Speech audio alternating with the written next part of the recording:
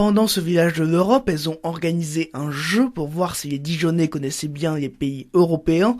JN nous explique que pas vraiment. On a fait un petit jeu que c'était de faire une liaison avec les pays et leurs drapeaux, mais c'était difficile. Personne presque connaît, surtout les pays de l'Est, Europe.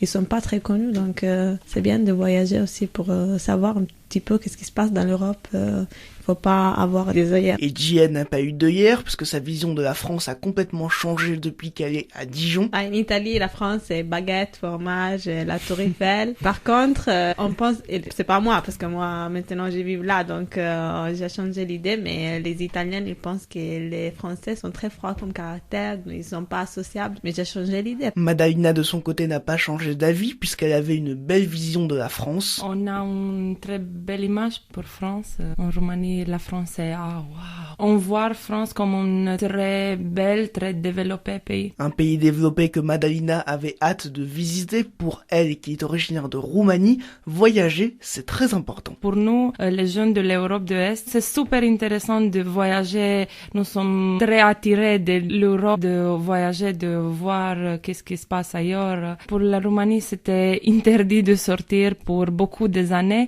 mais depuis 2007, on a entré dans l'Union européenne et c'était très facile de voyager. Tout le monde a commencé de sortir, d'échanger avec des autres pays, autres cultures. Et pour échanger avec d'autres cultures, il a fallu pour Madalina apprendre le français, un apprentissage pas si difficile que ça. La Roumanie, c'est un pays francophone. Pour nous, au début, c'était difficile. Nous sommes chanceux parce que la français, c'est une langue latine, comme roumain. JN, de son côté, avait appris le français à l'école. J'avais appris le français à l'école, j'avais fait des études, mais après, c'est jamais comme la réalité. À l'école, on apprend un type de français. Après, quand tu vis dans une ville, c'est totalement différent. Et pour suivre les actions de Madalina, Iona et JN, vous pouvez vous rendre sur leur page Facebook Mobilité Internationale, Ville de Dijon. Pour le BFC Info, Hugo Sastre, RCF en Bourgogne.